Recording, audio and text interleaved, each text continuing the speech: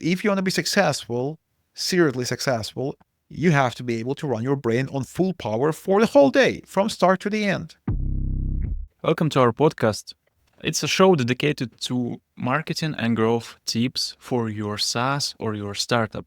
We share actionable insights here that you can replicate at home and get your first 100 paid clients. The first one today will be sharing your startup to your contact lists. What does it mean? For example, you worked as a freelancer or you was an employee and you have a contact list of ex-colleagues, partners, freelance clients, your previous bosses. And this is the perfect list to share your startup to because these people know you.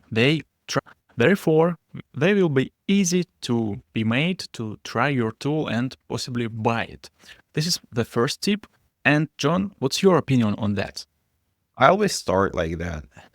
So whenever I start a project, the first thing I do, I DM people I know who could be interested, or I DM people I know asking if they know somebody who would be interested. And I don't think I ever had bad response on that. Like, it's interesting that when you have built something and your project is successful, it's much harder to ask for help, but it's much easier to ask for help while you're building or when you just release your first MVP, because people kind of feel like they want to help and they feel like you are in a need of help, and it's easy to get the help. So I would say that if you ask 20 people, it's really high chance that 10 people will reply and 5 will actually try your product. And that's enough. I think 5 people trying your product right after the launch is great. Like, that's a good start. That will be enough for you to see that nothing works and you have to go back and fix things. Yeah, splendid.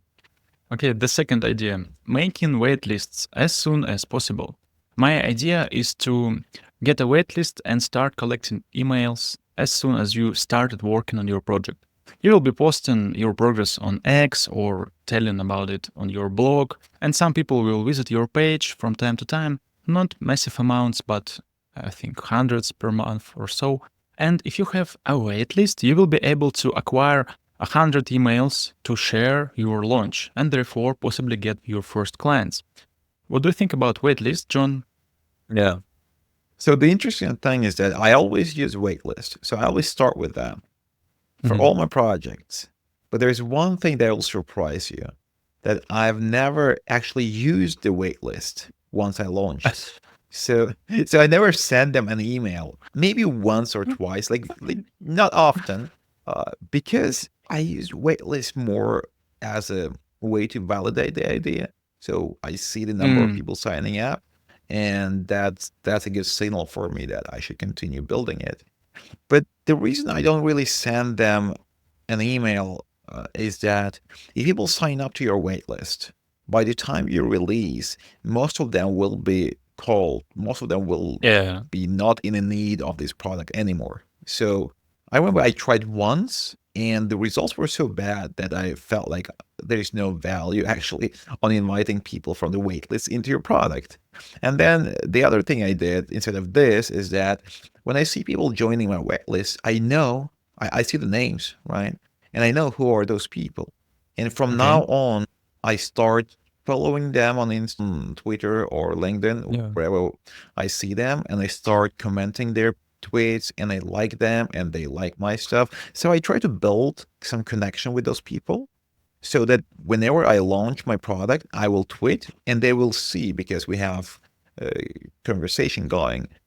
And in this case, the chance that they will sign up and give you feedback and potentially like your product and spread it is really high. While for a cold waitlist, for somebody who signed up 6 months ago and now they receive an email, it's very often the email comes on the wrong time or they don't remember what was that. There are exceptions. When your product is crazy cool and everybody wants to get in, that's a different story. But usually people actually forget what was the product and they are not excited about the product in 6 months. Maybe you should have nurtured them, send some Maybe, emails maybe, before. maybe you should send them an email every month with your progress. I would try that. Yeah, I would I try always that. I'm tempted to start my email campaign when I make a waitlist, but the same way as you, I don't know what to do with those 100 people. It's not that much, and I don't want to invest time in email campaign because it will be seen like by 50 people maybe at most. I would Yeah. better to spend the energy on making a good tweet. Also, I'm afraid to send them an email and see responses which are negative. They would say like, dude, I signed up for the product. I didn't sign up for this email, Mm. for example. And they will unsubscribe or mark it as spam. Um, Mhm. uh, and also, I think it usually takes quite a long time until you release. And if you keep sending them emails for like 6 months, I think people will also get tired. Like people don't like emails in Yeah. general if it's just like this type of emails. And it's 6 months and they're like, hey, it's been 6 months and you're still sending me these emails. And when is the product going to be shipped? Um, and I don't want to be in that position, but I think people should send emails to their wet list. I think people should send emails Mhm. while they build because it's still better than nothing. It's just for me, it's easier to connect to all those people on social media and then Mhm. create that connection where I'm sure that they will see my tweets in the future. Because if you have some engagement going on between two profiles, then Mhm. they will see each other whenever one of them tweets. So that's very important. Like just the Mhm. fact that somebody follows you is not that important anymore.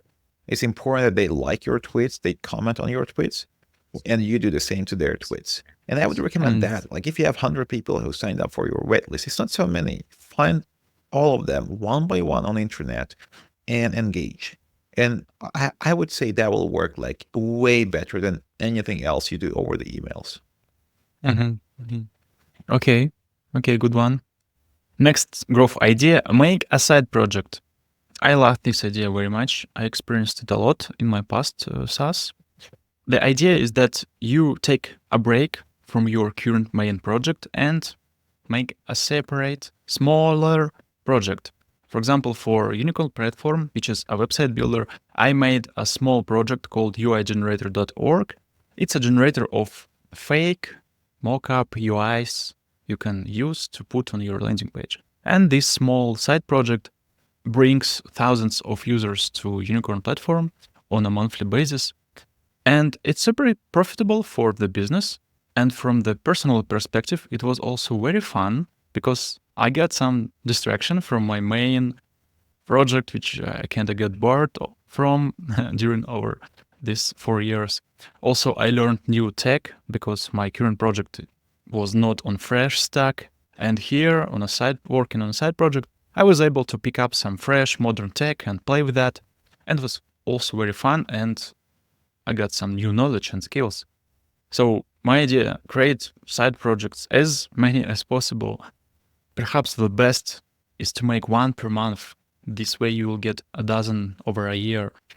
It will be an army of small projects and you will have 12 small bets. If one of them skyrockets, you will win and you will have bigger chances if you make one side project per month. What's your opinion about side projects, John? And did you make Yeah. any?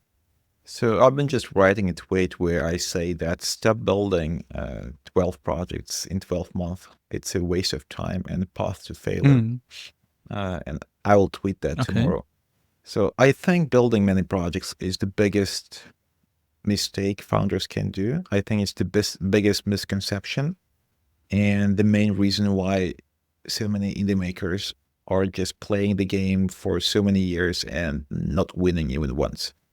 I think it makes sense to build side projects when your main project is already successful. Like in your case, Unicorn Platform was a successful project. It had Mhm. users and it was growing. And then Yep. building side project was just a marketing effort. So it was not a developer effort, it was a marketing effort. So you could Mhm. create the content, do SEO, do social media, or you could build Mhm. side project as a marketing effort. But if you see how most makers see the same thing is that they are building a project, they're not successful, and they think that they have to go and build some side projects or go do some marketing and all sorts of things while their project itself, the essence of the project sucks and there are no users to it. So Mhm. my take on this is that first, you need to focus on your product and you need to make sure that it's good enough that there are at least some people using it and some people paying for it. Only then you can go Mhm. and build side projects, not vice versa. The only case Mhm. when I think you can do it the vice versa and start with side projects is the case where you have no idea what to build. You don't have a project yet. And you can build small projects. You can build directories. You can build small mini one feature projects, the free things, open source things. You just build them for the sake of practicing, attention, and connection to the audience. So Mhm. once you have some connection to the audience via one of your side projects or directories, then you can Mhm. start experimenting, you can start pitching your ideas, you can start asking questions, and eventually you're able to come up with the idea for a real project, like a reverse engineer. So you get the Mhm. audience first, and then from the audience, you get the idea, and then you build the idea, right? But if you look Mhm. around and see what actually is happening in the maker world, people don't do one of those two kind of good ways of moving forward. They pick the Mhm. third, which is like the one you shouldn't, where they start building a real project and they make it half baked. They get no users, no paying users, no traction. And then instead of making product better, they Mhm. think that all their problems are because of little marketing they do. And they go and do more Mhm. marketing and then go and build new projects, more side projects. And eventually they have an army of projects where none of them is good, right? Like you have like 20 Mhm. projects and there is no user on any of them, right? And that's wrong. So Mhm. that's why it's like almost every tip or every advice you give is so easy to misinterpret and do exactly the opposite thing and make it completely wrong and play against yourself. So in Mhm. this case, just to sum it up, But, first build successful project and then build side projects. but wait, you That's said it. don't build side projects until you have paying clients on your main project. But how do Yes. I get one? This whole show we are making with you right now is about how do I get those paid clients on my Yeah. main project. Why So not people making a think side project? that so people think that both clients and venture Mhm. funding work in a way that and also girls. So people think that girls, venture funding, and customers work in a way that you have to approach a million of them and then one will say yes or whatever. Like there is kind of this funnel, right? Which is not true. Which is not Mhm. true. Some guys approach all the girls in the bar in the club and get no's from every single one of them. One guy gets yes from all of them. That's the Mhm. reality. Like if you've been to the club, that's what you're gonna see in the club, right? One guy gets all the girls, none of the guys get any girls, but they try. They try with everyone. And Mhm. the same thing happens with venture funding. So if you send your pitch to 100 VCs and or even 500 VCs and you think that well if there's a chance like if there's even 0.1% chance to Mhm. raise money from VCs, I just have to send it to enough VCs to get the money, Yep. right? But that's not true. Like that's completely false. So if anyone thinks that's true, that they should just stop doing what they do and do something else. Mhm. So it's not true. Why? Because with these, either all want to invest into one startup or nobody wants to invest in a startup because it's not a lottery. It's not like you send your pitch and they throw the dice and he gets the money, he doesn't get the money. That's not how it works. So the VC will evaluate your startup and they will all do the same kind of evaluation. And then if one of them likes it, all of them are going to like it because they have the same process, right? There are cases when one VC likes to invest into certain niche and the other doesn't like. All right, so at least 30% or 20% of VCs will say yes.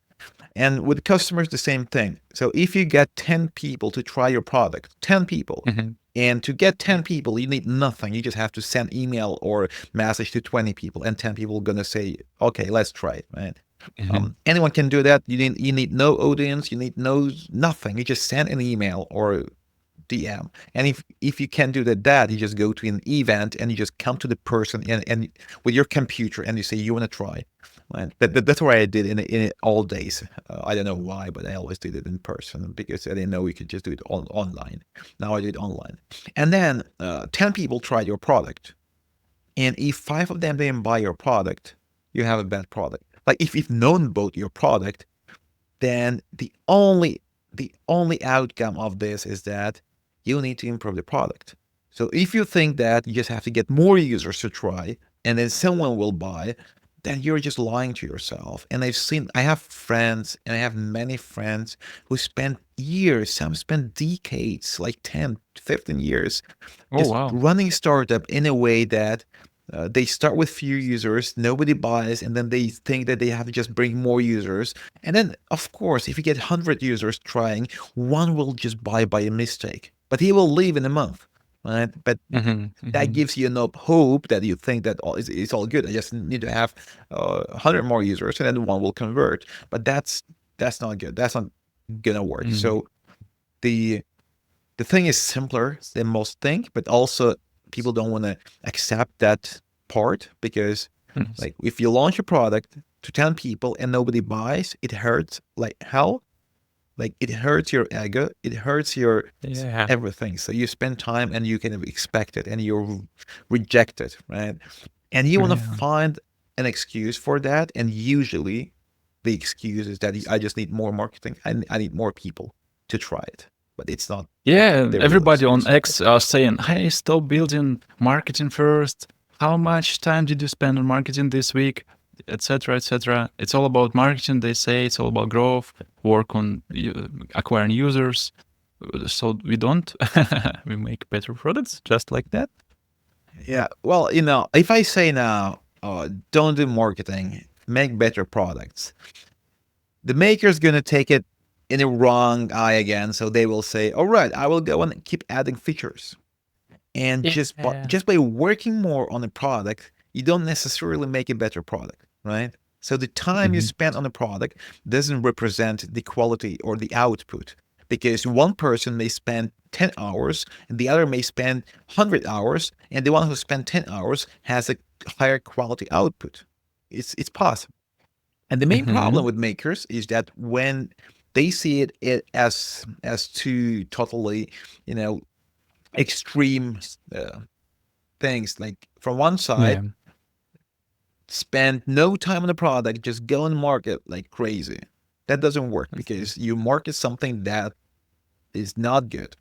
And even if you get somebody to try, they will not pay. So you just waste your time now. Okay, the other group Mhm. says, I have to make my product perfect. I have to spend enough time on the product and make it perfect. But in reality, they don't make it perfect. They just make it big. And that's the difference. Mhm. So making product great and making product big is two different things. So a typical maker will go and make it big. It will add all possible features. He'll overcomplicate things and add things nobody ever asks or needs. And the few important features, the core features where you have to put all your attention, will get very little attention because developers don't like to, they don't like the last 5% or last 1%.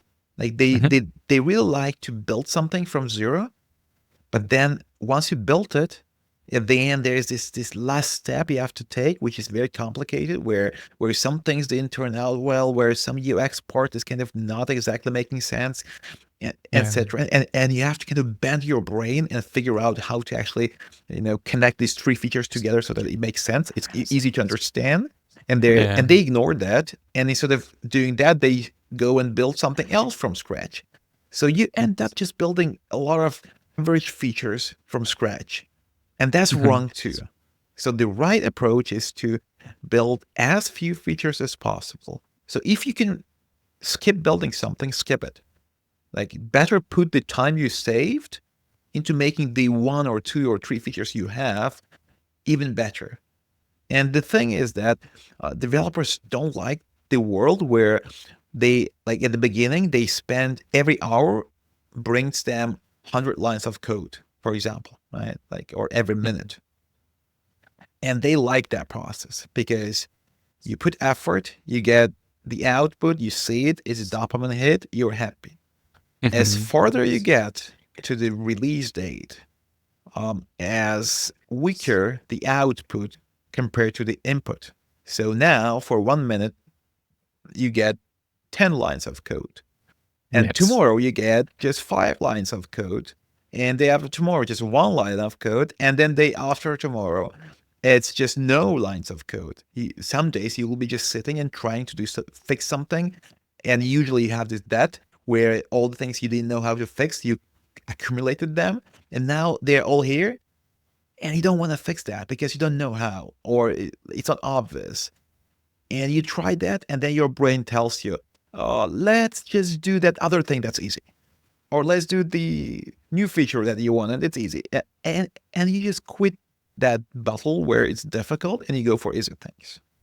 And that's, like, I would say that's literally 99% of people who are developers. That's what they are doing. Like, they have a lot of code, a lot of features, but they don't put enough time into the core features, and that's why product is not good. Because when users signs up for your product, they don't look at everything. They don't have kind of the capacity to evaluate the whole product you have, because they have like 1 minute. And in the first minutes when they use your product, they only focus on the obvious things they see. And that's where you should focus too. Right? So you have to see where will the user focus at the first minute, and that's where almost all your focus has to go. My question is, can an average maker do that? Can an average maker make a great product? Or it requires not only effort, but also talent? I think some makers can do that without effort, right? And the best makers are there. So they don't have to put effort. Their intuition works in such a good way that they just know what to do, and they know what not to do. Great for them. It's like some musicians can create songs and they're good from the first try, but some musicians have to make 100 songs. So I think an average maker doesn't have that talent. But at the same time, I think it's possible for every maker to, if they learn to control their ego. Because it's just about the ego, and it's about the willpower. So basically, the makers are usually the kids who grew up doing the things they like. Like when they were kids, they were building things, like basically partly nerds, partly the maker kind of life where you actually enjoy your job, right? Like most people don't enjoy their job, but makers enjoy it. But if you look at the right way of making something where you have to do things you don't enjoy, and so it's not about the intellect, it's not about the IQ or the skills, it's just about, are you willing to do things you don't want to do? And most makers are not willing. So I don't know exactly if it's possible to change your position on that, because I think this is kind of a decision. So you have to decide that you want to do the things that your business needs rather than what you want to do for the sake of pleasure. And people do that. Like people are able to go to the gym. People are able to eat well. Like you want to eat candy, but you eat, avocado. And I think same thing here. So I think it's possible. And I think the reason why we don't see many people doing that is that almost nobody really knows that that's what has to be done. Like just open your X feed now and try to find even one mention of this. Like almost everyone talks about either just do marketing, more marketing, distribution is everything, distribute, etc. And then the other group says, just build great product. But how? How exactly can you build great product? And I think to build great product, you have to do things you don't completely enjoy. Like most. But these things, top makers, which has the talent of making great products from the first try, they don't seem to struggle. They don't seem to work hard.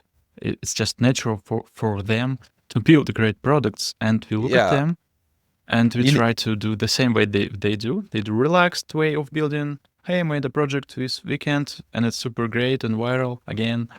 Yeah. And it But you just know how it doesn't works? work. You know how it works? It basically works in a way that you change your brain. So at first, your brain connects to the code you write and all the things you can do yourself in your IDE, etc. But at the moment you do something and that brings sales, you do something and that brings signups. So basically, at the moment you rewire your brain and connect it not to the lines of code, but to the customers, at this point you start actually having fun doing that. So first you have to push yourself because first you have no customers, so you can't even create that loop where customer makes you feel good for Yeah. doing what customer wants. So first you do what you want, right? Like because you don't have customers. And then you have to push yourself to not do what you want, but to do what the product wants you, the customer wants. It's really hard. It's a torture because it's easy to compare the moments when you build stuff from scratch the way you want to the moments where you have to figure out how to make this thing work well, and then it's like slow and you write code, it doesn't work. So Yeah. but this is kind of the valley of death. Everybody kind of dies there. But if you manage and push yourself for a few months or I don't know how, whatever it takes, and the moment you actually get the customer and the customer comes in and tells you, wow, this feature is so good. And that feature is exactly the one that you didn't want to build and you were kind of lazy to polish. And now the user says, like, it's so polished. Like I can see like this part, like so good. And now the whole brain you have changes. Like now you have a new connection there. So now you will be anticipating this. Now we get dopamine from anticipation, right? So now next time you do something, you will anticipate that if I put more time into one thing and I polish it and I make it perfect, then somebody's gonna say, wow. And now you're all good. So there's no torture anymore. Now you're just doing it for fun, just like all Do you the know great such makers. makers besides yourself who I would say exited this loop? I think anyone who is making over 30K MRR is like that. And Everybody's that's why these makers can launch new products and they succeed. So, it's interesting. So once you launch a successful product, you succeed with all the next products.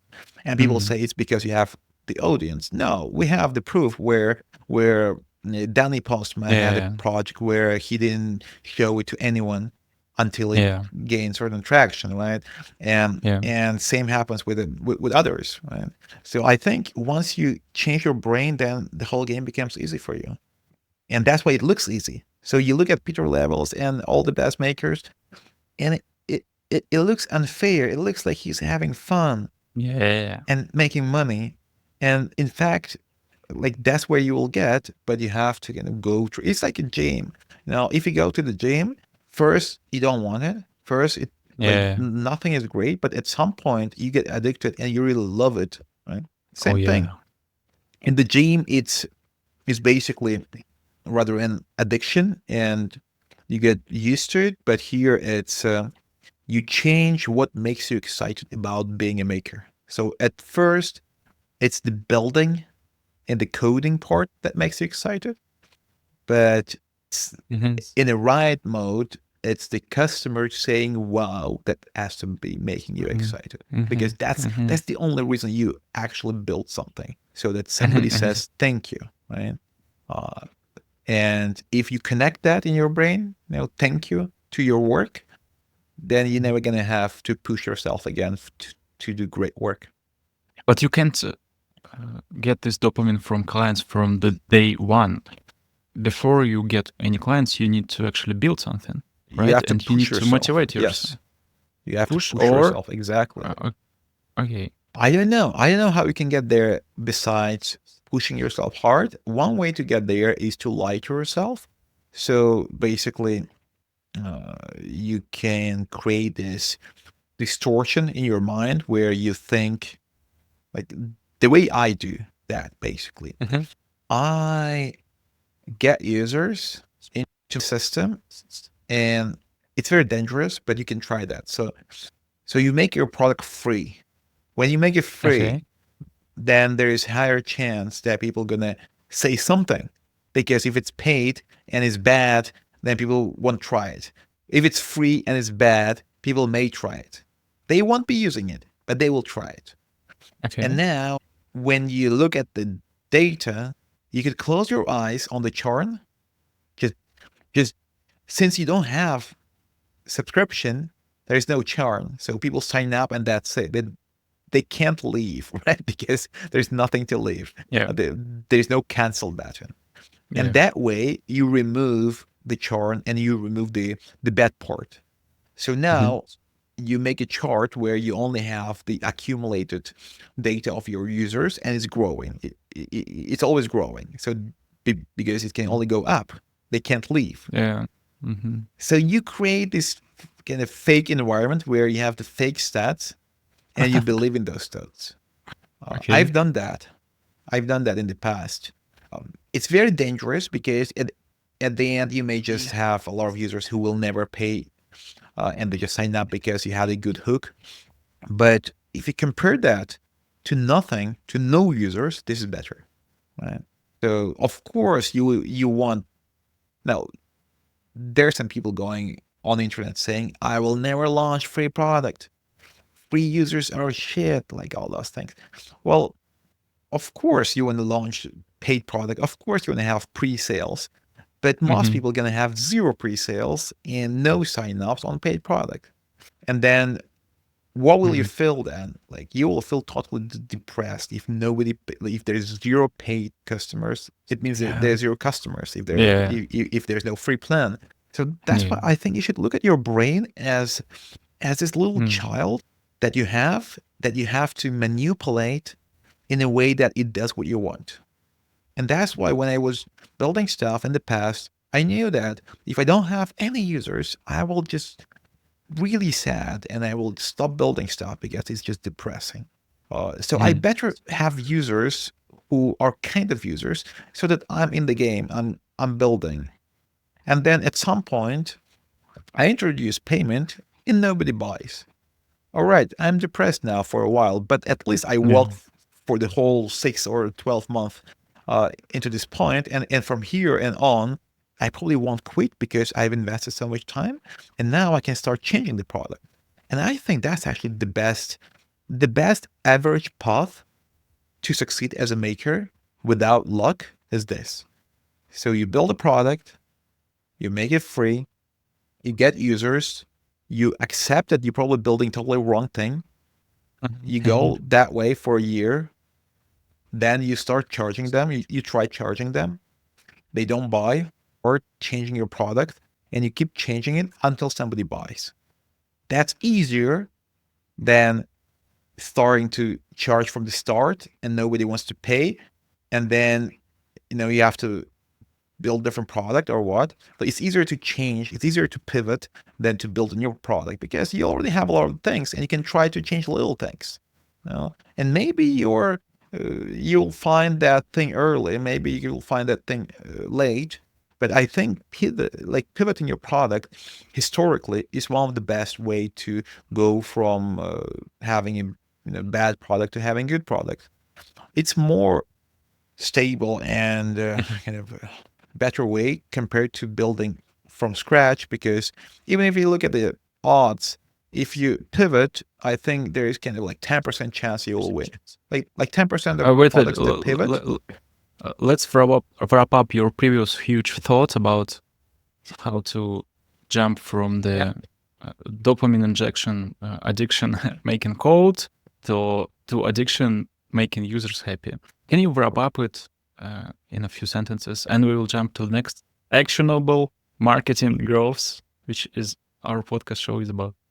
Again, which part I should wrap up? How to jump from one The, type of addiction to another, from all making right, all code right, all to right, making all right. customers happy. Yeah. So by default, we are born as people who enjoy the process of building. rather than anything else. Mhm. And that's default. That's where you are. If you're not successful yet, then that's where you are now. So you have to accept that as a start. You get pleasure from building. In order to succeed, you have to get pleasure from customers saying, thanks, great product. So to do that, you don't need 100 customers. You need Mhm. one customer that tells you, or two, just a few Mhm. people who do that.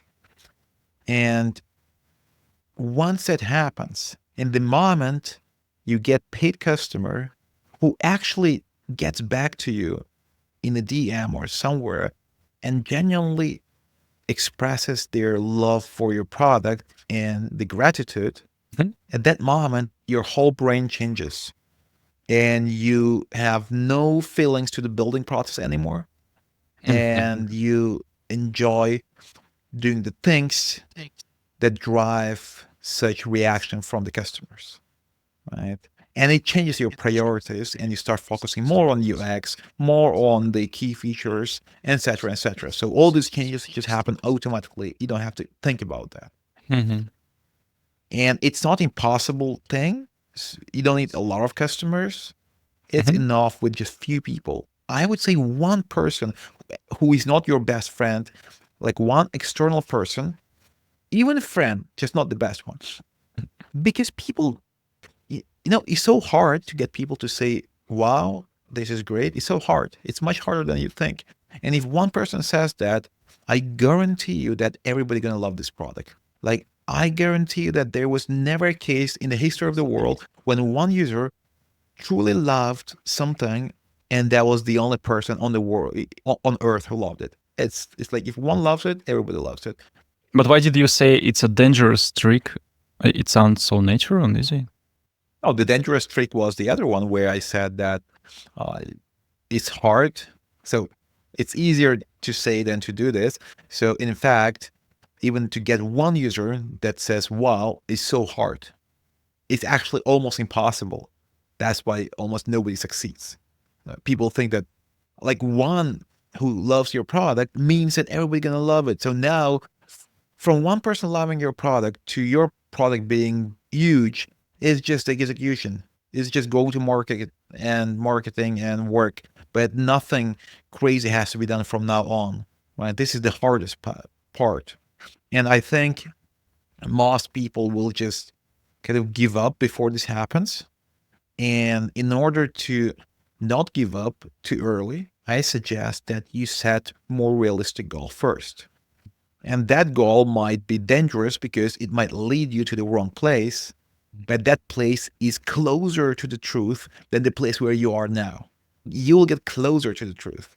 And Okay, it's too complicated. Let's go or move forward to the growth tips. That was enough of wisdom. Wisdom is a part of our podcast show, and you have to deal with it. We tell it, John tells it to you because it's important, right? yeah, But the major part of our show is actionable tips, so you'll feel dopamine injection after listening to it. All right, next one. Uh, be active on X. Come up every day and write about what you did or learned. Your goal is to master your writing and storytelling skills. Aim to make a post that you yourself truly enjoy reading. That's my idea, is to be active on X every day. Every day, because if you don't do it every day, you will eventually drop it, forget about it. You must come up every day, so your habit is evolving. And why X? Because X is the leading platform on the internet where you can yeah. get viral just because algorithms make you viral, not because you worked hard for years. You can get viral with just a couple of hundred followers. What do you think about X? Can you teach us how to do X? Because you are the grandmaster of X, the king of Twitter, the god. Tell us, teach us, please. People should see more in X than just marketing and distribution. So to be Hmm? honest, I don't see X as my marketing channel. It That's a side effect, basically, like a Right. bonus. Okay. But the key reason I use X is to understand humans, to understand what people want. Because when you see the feed and you see what gets likes, you understand what people want. And then you Okay. know what to build. And even in the small things, like when you see viral design or viral UX or even replies where people talk about certain thing, it all helps you to understand what people want, what people think, what people like. And if you Okay. do that long enough, you train your neural network, like your brain, to be so precise that some people call it intuition, but in fact the intuition is is coming from you knowing what people want. And in my case, when I joined X, I progressed or I boosted my ability to predict what people want so well that I think in the past years or in the past 12 months, literally everything I've done worked, which is not normal. It shouldn't be like that, right? But it always works.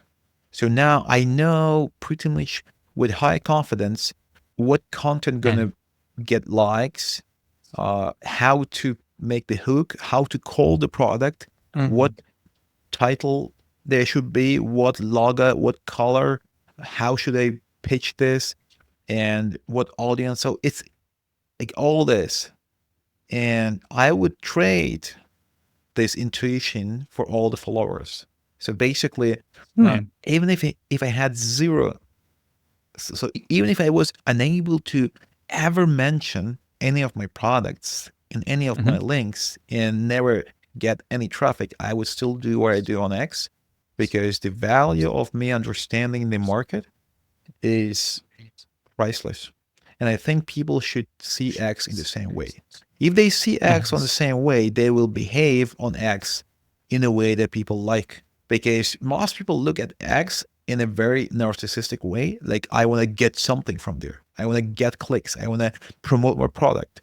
And if you come there with such a attitude where you just want to get something from it, that then you're like everyone else. So you're the crowd who wants something, and then why would others care? You just came there with one goal. You just want something from everyone, right? And that's why you don't succeed. Like that's why people right now look at makers like most makers are actually putting time. Like I don't think there are many makers who are not putting time. Like most show up every day, most create content every day, most go into replies every day.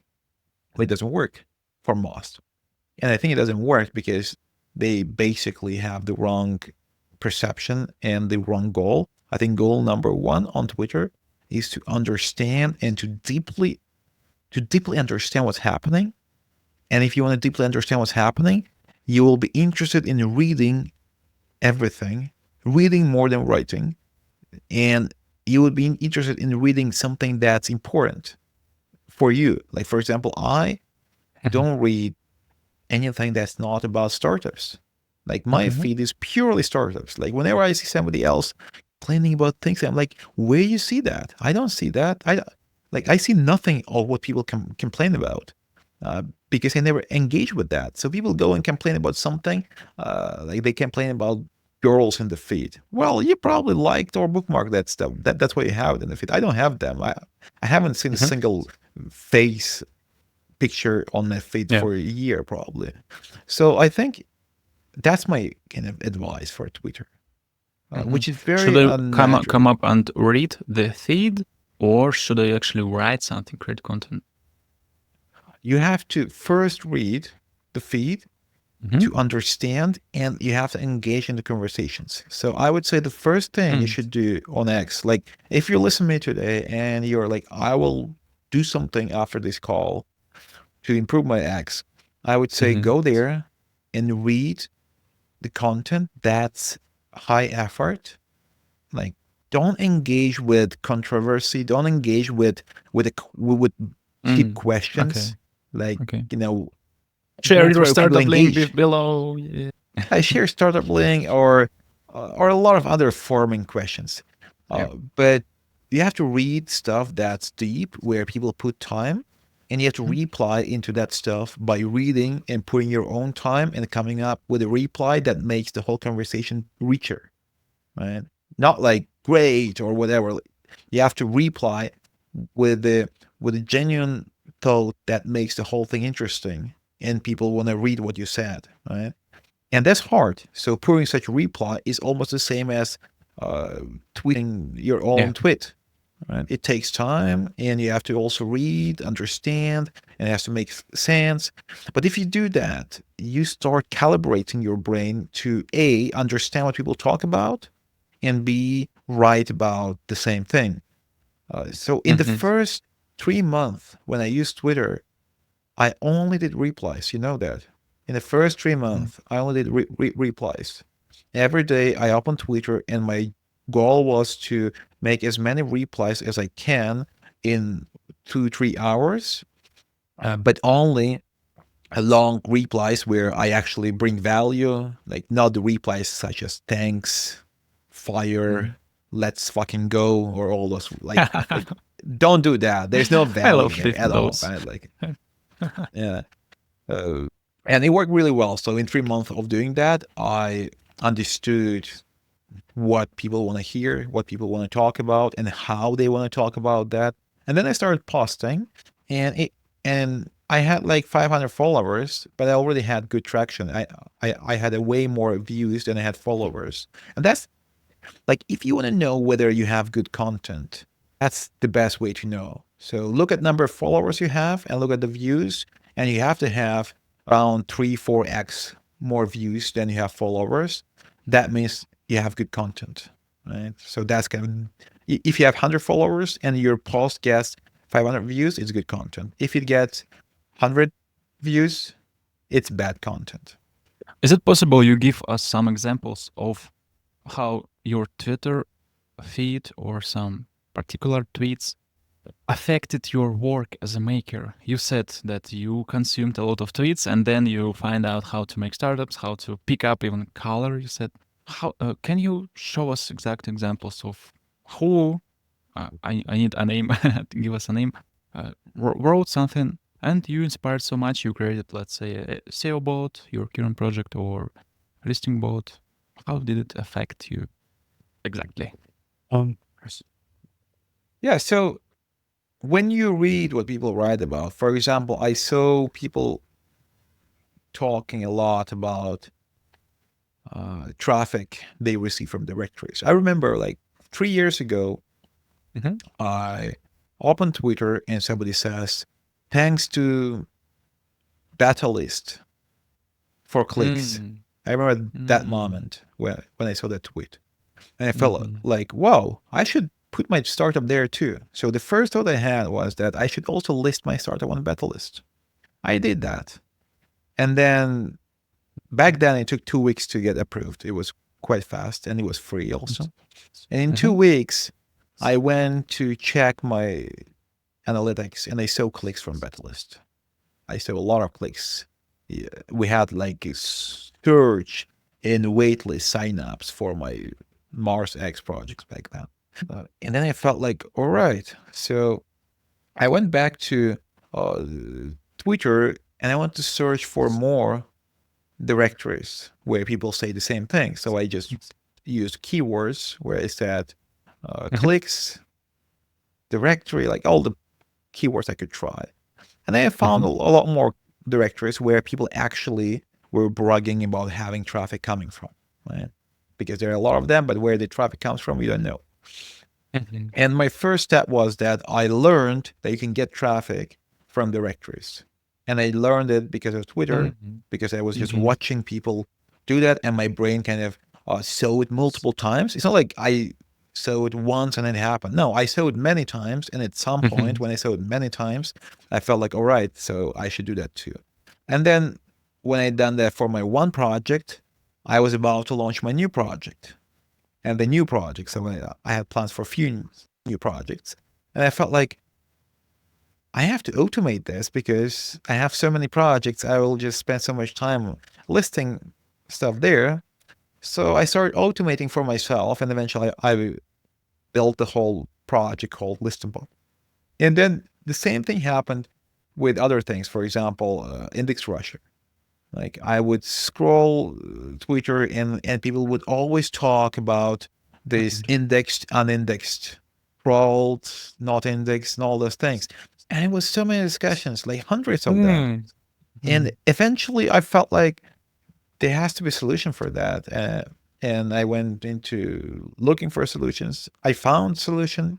So I didn't invent Index Rusher. There was other few projects back then.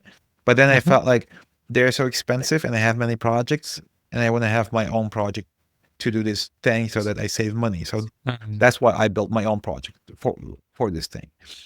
And it was good that I did that because those projects went out of the business by now because Google API has changed and then none of them exist now. But my project is running because I changed it and now it works even with the restrictions from Google. So I would say that it's so easy to come up with ideas from Twitter, but then let's go to the next step. So one thing is to come up with ideas, but the other thing what you get from Twitter is what exactly you should build in a product and how you should communicate it. And when I see just one little problem being repeated on Twitter all the time about one little thing, then I become so confident. I become very confident to go and build a SaaS that has just one feature. Because like it's very scary to build such a small SaaS with one feature because you feel like people are gonna laugh at you and say like, "What's that? It's like so small." But when I saw so many tweets about just one problem, I knew that if I build a startup where the name of the startup is the solution of the problem, Index Rusher, that's kind of right hit, right? So I wouldn't be able to come up with this name because if I didn't see this on Twitter, I would probably think that I should build SEO tool where one of the features is this and one of the features is something else, right? But Twitter helped me to really believe that this is important enough problem so that I can just build one product and I can name it after the problem. And then when I pitch it, I just found all those tweets and I replied with my product when I launched. It was the easiest marketing ever. So I just found 100 tweets. I put in reply, like I built a solution 100 times, 100 replies, and day after I have 10K in revenue. That was like the true story. How much time did you spend on reading the feed per day on average? A lot. I think I read everything that happens on Twitter. So I would say Everything is don't ask how much time I spend, but rather how much I read. So I think I read every single tweet from every single maker on Twitter, like every single maker I follow. So there is nothing that I missed from Peter Levels, Mark Lu, and all the other makers. Like there are like 500 makers, at least 500. I read every single tweet from them.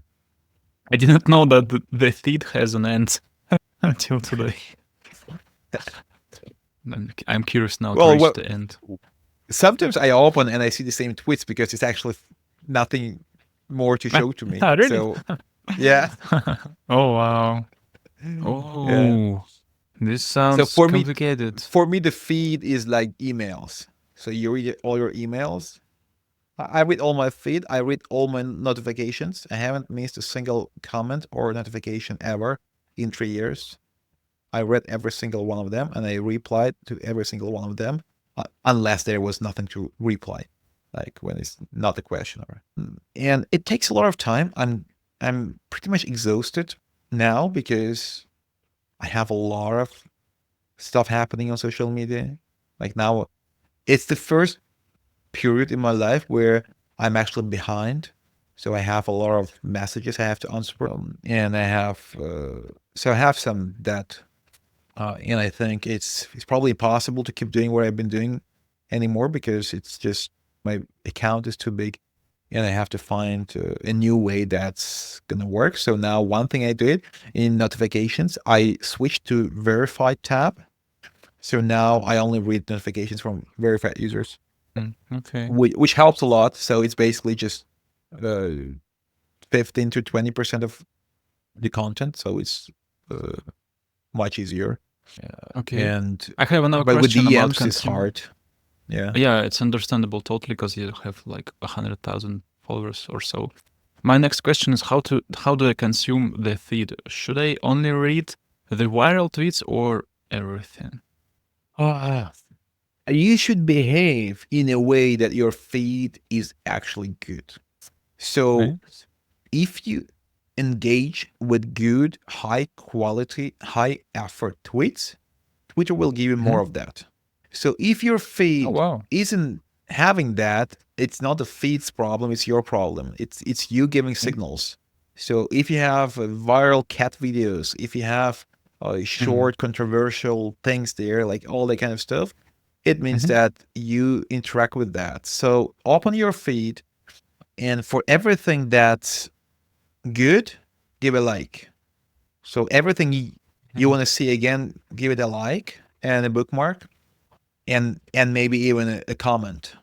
And then the next day you come back and you will see that your feed is full of the same thing, and that's But it. I will So still see my feed non-viral is, tweets like under 1,000 views. It will stay about startups, but not viral ones.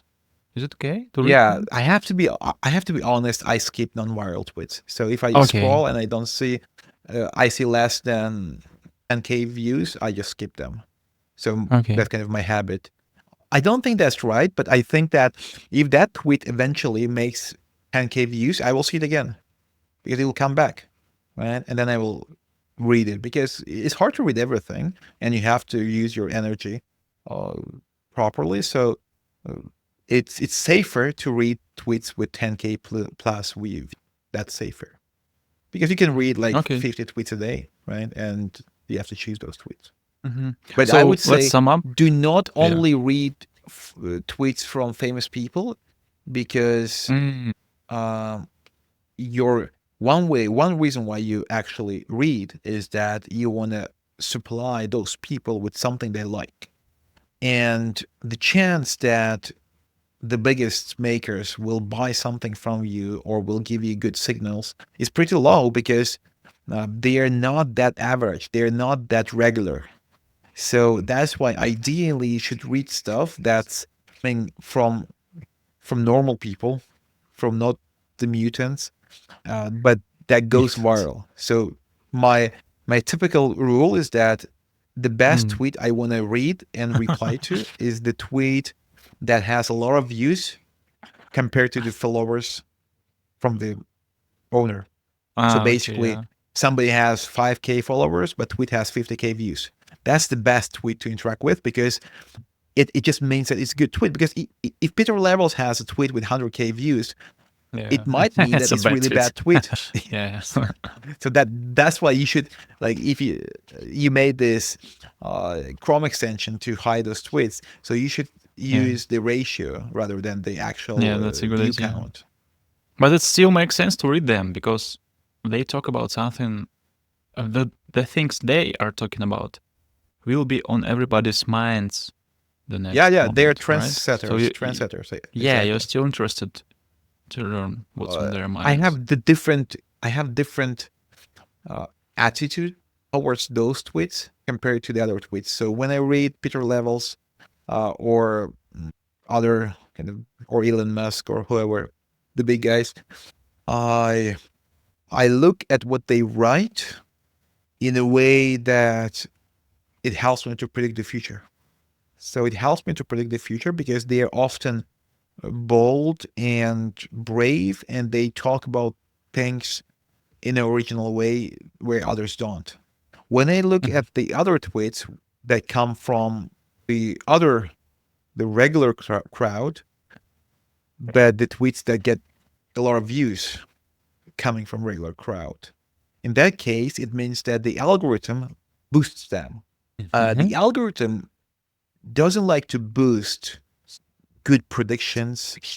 Algorithm likes to boost something that's hot right now, right?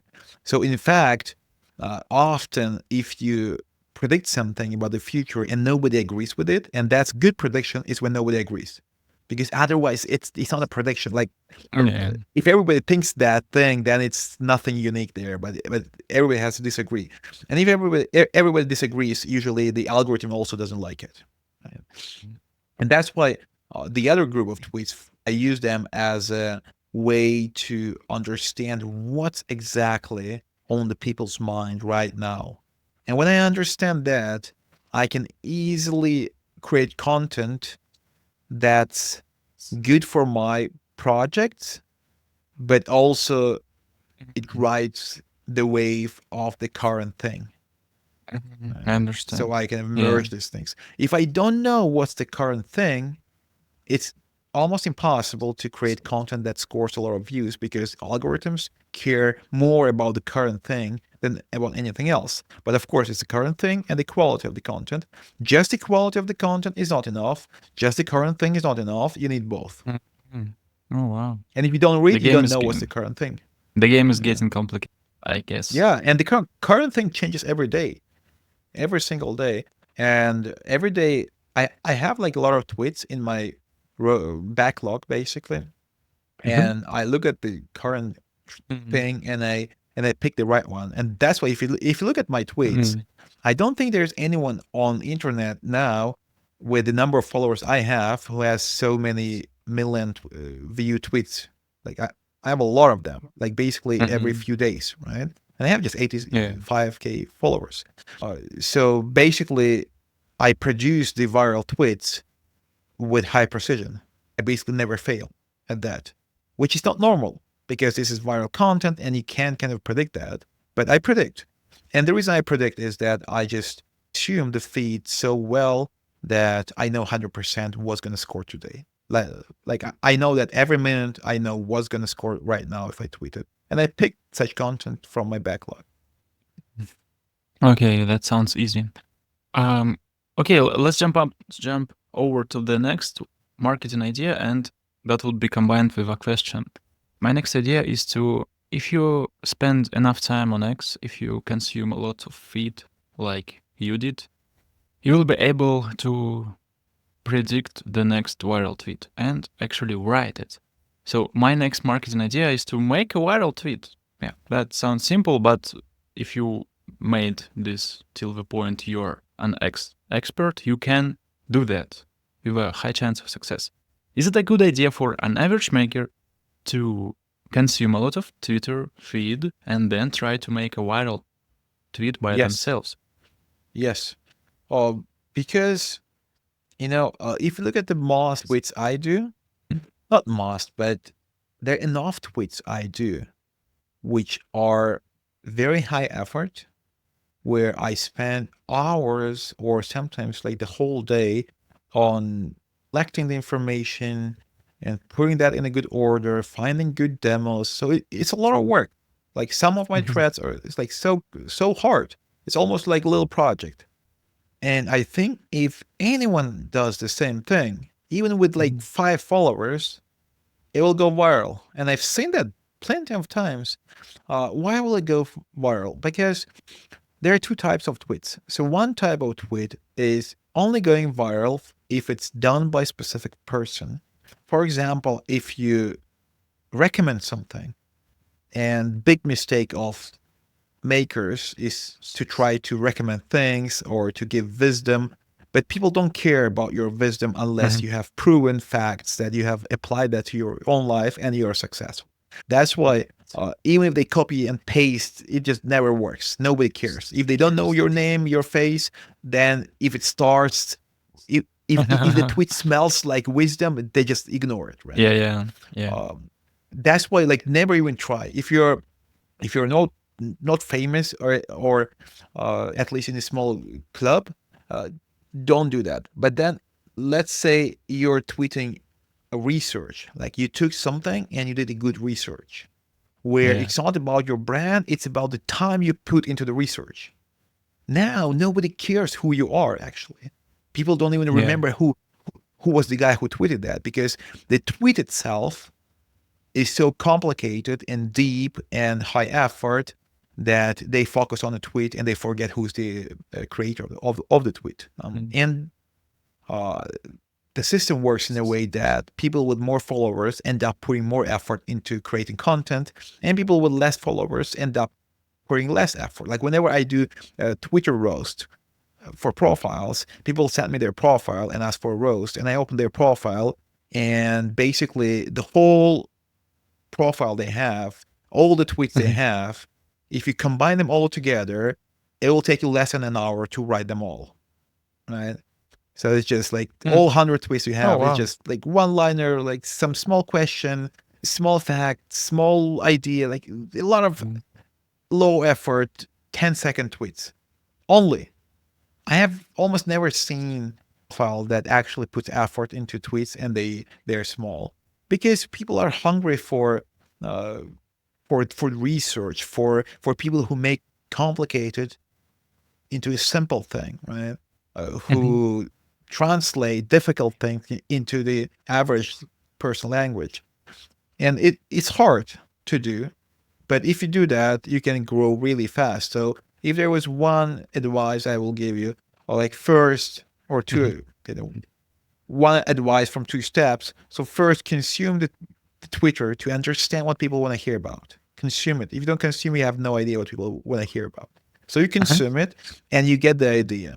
Now, when you have the idea on what people care about, now put an effort into those topics every day and simplify something for people. Like, for example, collect, Mhm. like, if everybody's talking about robots, create a thread about all Mm. robots. It's not easy. Like finding all Oh robots, like I have a yeah. thread and it got 2 million views, and I Yeah. spent like 4 hours to find them all. It's easier to find first 50% of the list because it's just, Mm. you search and find it. But then, it's much harder to find the rest. And also you have to remember what you found, what you didn't find, and things like that. So I guarantee you that that will work. But, I also guarantee you that most makers going to say whatever and they will not do that because it's Why? just it's easy for me to do because once I got 1 million views on such tweet, now I enjoy doing that. So again, same thing as in the topic where I said the reason it's so easy for me or for anyone who had success to build for the customer rather than for fun is because you had that case where you built for the customer and customer said, wow. On Twitter, once you have one and you have a lot of views, then you have the connection. All right, so I put 4 hours into this tweet and I get million views. Mhm. Now, next time I put 4 hours, I actually feel excited about it. So now Oh yeah. I actually those 4 hours are fun for me because I anticipate million views after that. Right? But before you get there, you have to just push yourself to spend 4 hours, and it's uncomfortable, it's lazy, it's boring, but you have to push yourself until you get the feedback from the market, and then you never have to push yourself Mhm. again. It's so hard in modern world. There are so many distractions like TikTok, Yeah, fast the food, willpower is video so weak. games, Yeah, it, and, it, and it they're is weak. hard. It Yeah. is hard. When I start on Twitter, it's same as when you want to lose weight. I was planning. You remember, Mm. we were talking about me Yeah. using Twitter for years. Yeah. I'm not judging people. I'm one of the people who like I joined Twitter in 2023. Like third, it was I started building stuff in '04. So Twitter existed back then. So I could be using Twitter for like 10, 15 years, but I didn't. I always thought like next year, next month, next week. The positive thing here is that since it's super complicated, ultimately complicated, super hard, it means that if you actually accomplish to do that, you will be one of the few. You will be a winner, and you will Yeah. win all the competitors, all other makers, thousands of makers who failed to do that. So it's simple but not easy. Yeah, I think that's one of the kind of best ways to manipulate your own brain is to Mhm. basically, or something is hard. Like at the moment when something is hard, you want to give up. At the same time, you should think that almost all the other people doing the same thing also experiencing the same thought Yeah. that it's hard, I should give up. And most will give Yeah. up.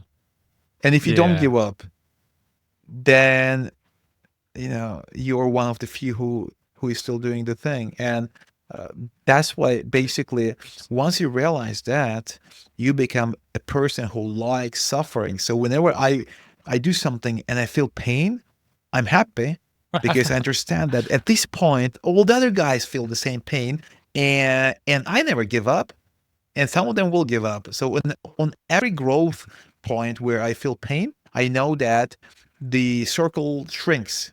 So at some Yeah. point it was like 1K people, then it's 500 people, then it's 100 people. Now I feel like it's like 20 people, right? And now we're 20 people. All right. So now we all get rich. What happens next? Once you get rich, you feel like, oh, I'm too rich to keep Yeah. working so hard. Maybe I start having some Yeah. fun. All right, 10 more people gone. Now we're just 10 left. And then Yeah. somebody gets children, and then they're like, I will spend more time with children, etc. All right, 5 more gone. So just 5 people left. So it's kind of exciting. And I had that. I heard that wisdom from my mentor so many years ago, and he told me that Hmm. the moments when it's hard are the moments to celebrate. And then he brought this Arnold quote where he said that I only count when it hurts. So when I go to gym with Schwarzenegger, he said that when Yeah. I go to the gym, everything that happens before it hurts, I just don't remember. It's just the boring part, not interesting. But when it starts Mm. hurting, that's when I feel good because that's when it grows. While the other, they enjoy the part that's easy. And when it hurts, they stop. But you have to reverse. You Mhm. have to go for the pain, and then the pain makes it grow. And also the pain tells you that the other people are giving up while they're having the pain too. And I thought, all right, so also other people giving up. So every time when it's hard, somebody's giving up. I would love to see a SaaS course from you where you will start. Pain is your best friend for the next 10 years. Welcome.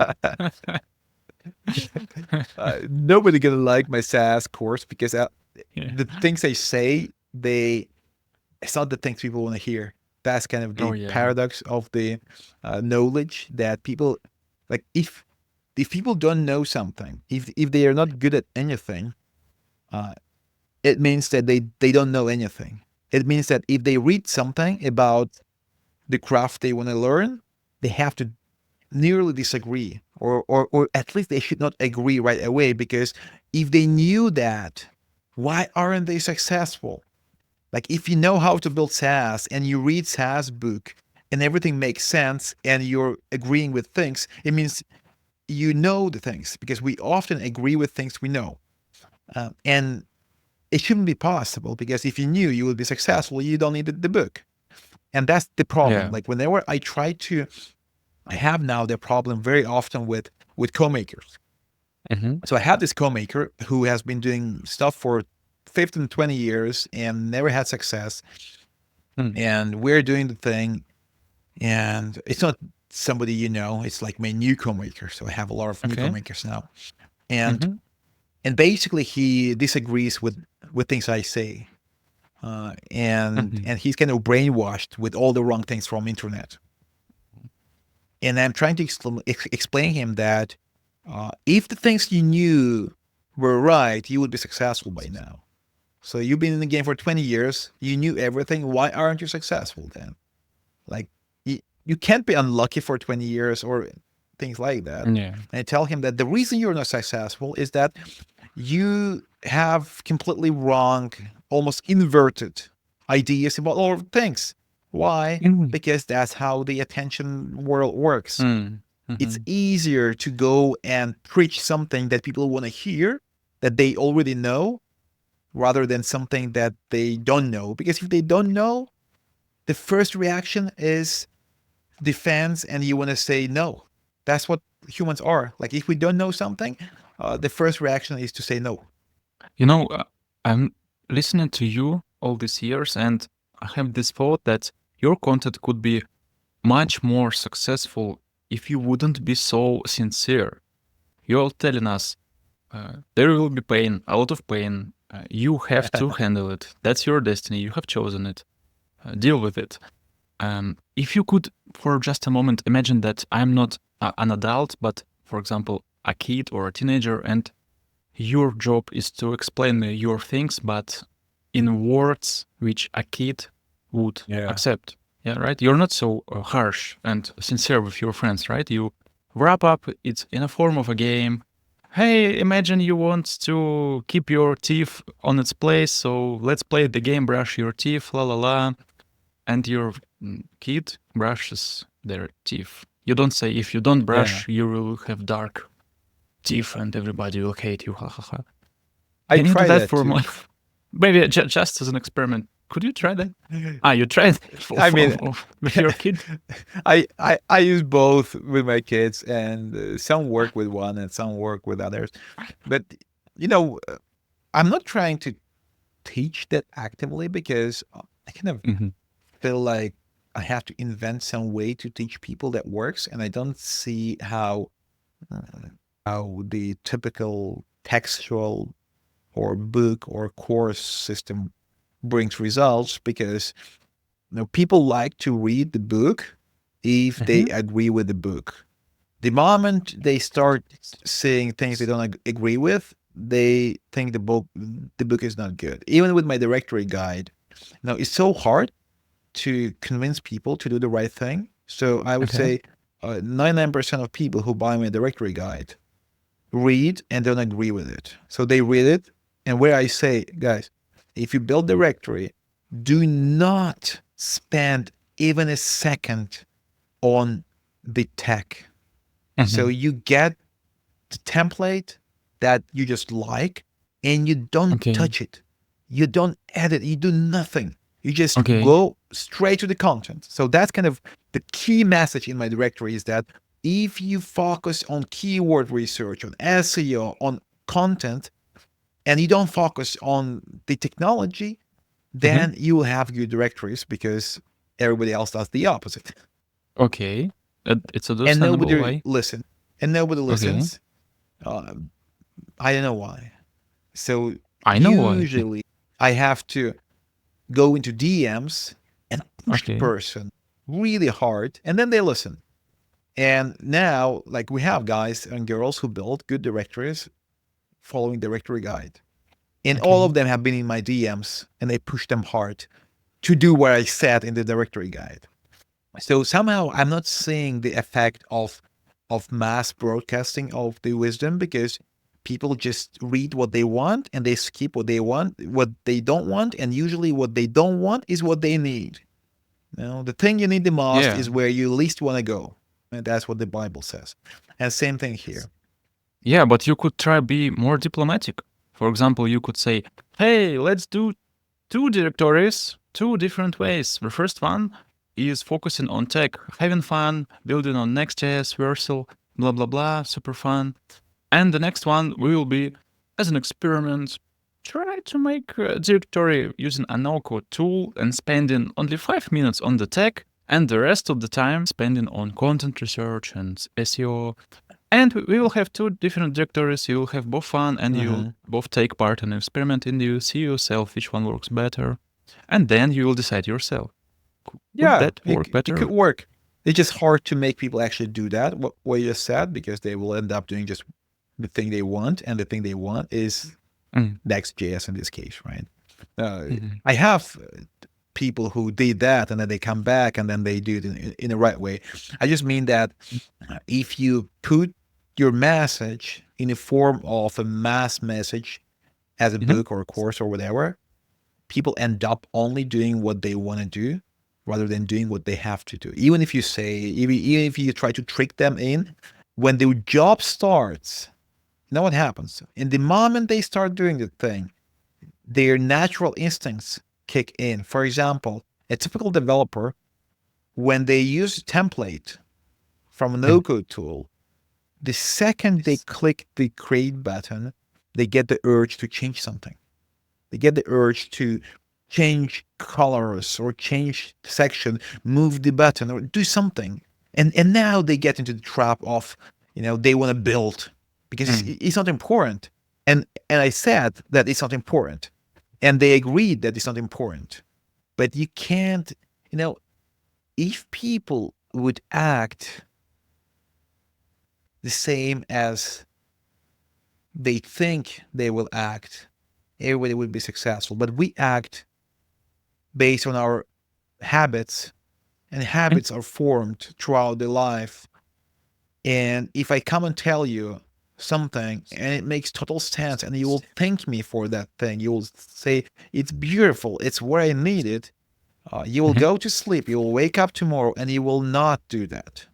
Or even if you will do that, you will not remember about doing that at the time when it's actually relevant, right? So, and that's the problem. That's like the fundamental problem of education, Mhm. is that you have to, like, the goal of education is to create habits. That's why the sports or the army, they have these immersive camps where they Mhm. make you repeat the same thing. They don't show you how to walk once and then you kind of remember it, right? They Mhm. make you walk like that for years, the same walk, so that it becomes your habit.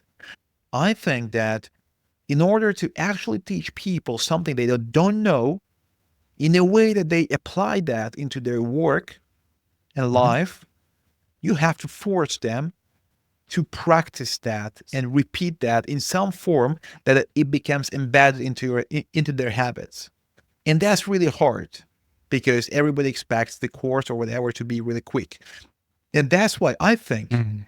that the only real way to educate the masses on anything Mhm. is to go back to the way we did it all these years, where you spend years, like 4, 5, 10, 12 years,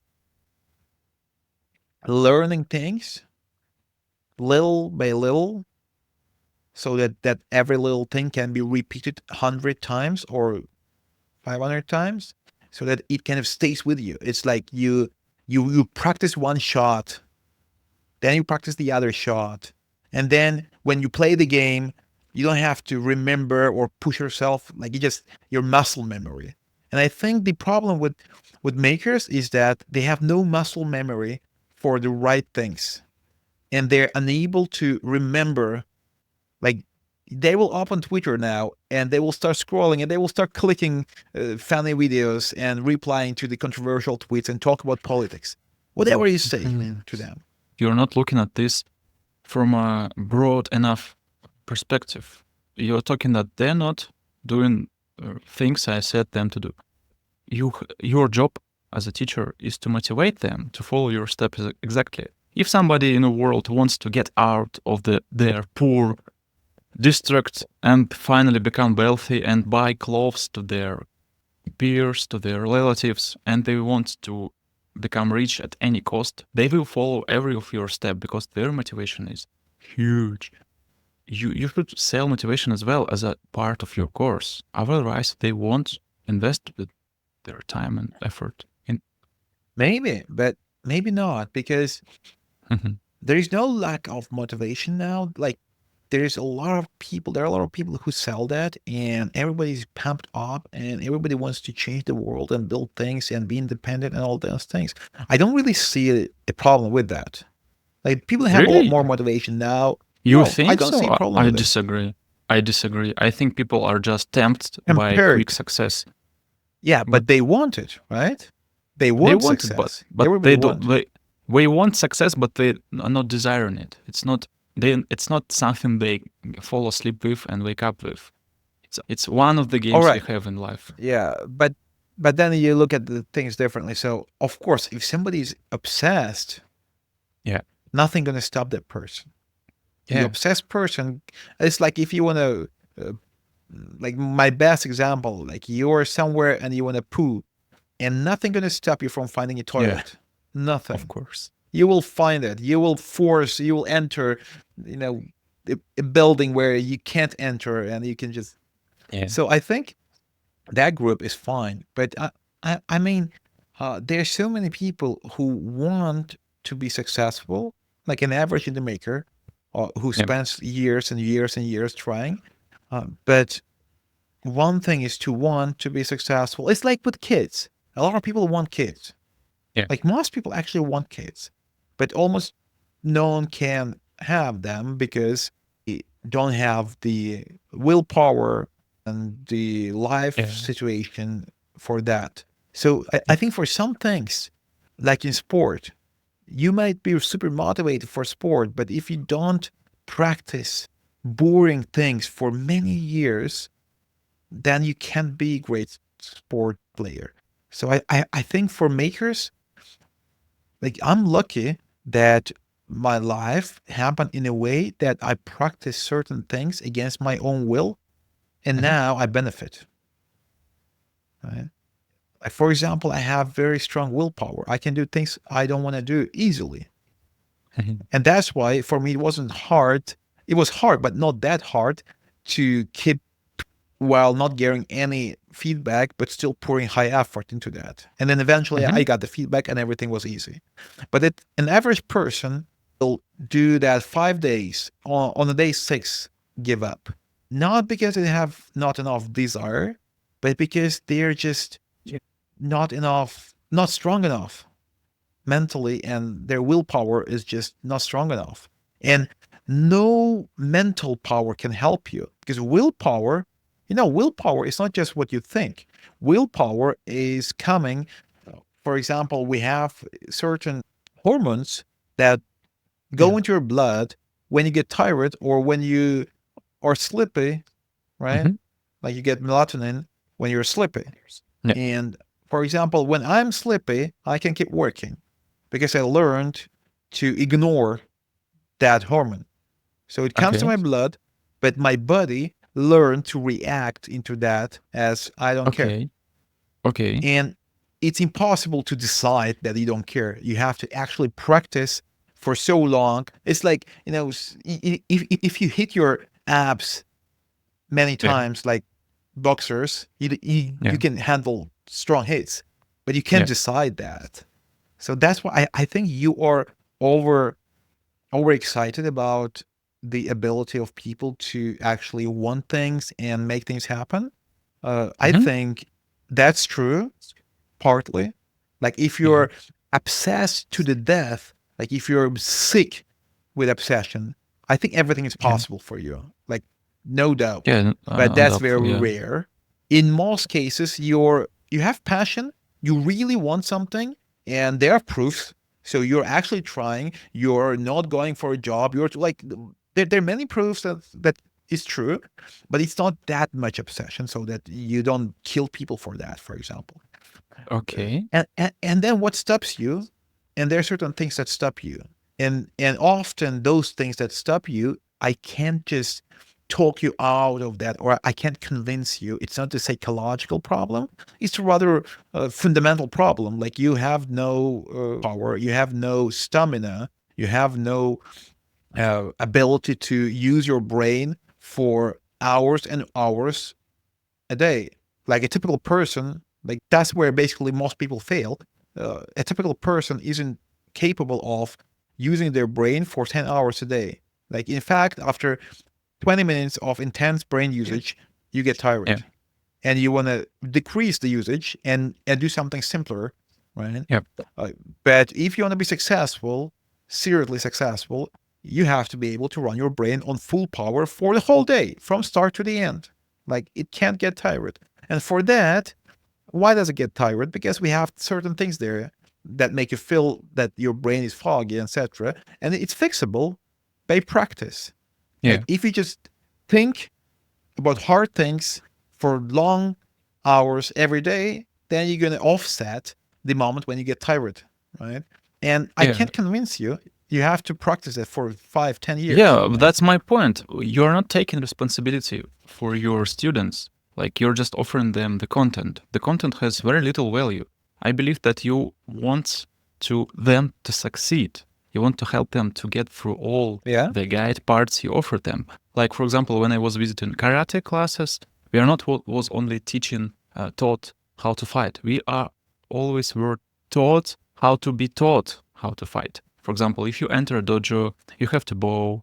It means that you have to obey. And then after that, your sensei tells you to do that and this, and you obey. You don't think about should I obey or not. You already know that you have to obey, right? And The same way you should be more responsible for what you say, not only what you say, I mean, and also how it will be perceived and will be Yeah. accepted or not. You should work on making your content consumable and actionable, not only by you, Yeah, but an you're right. average guy.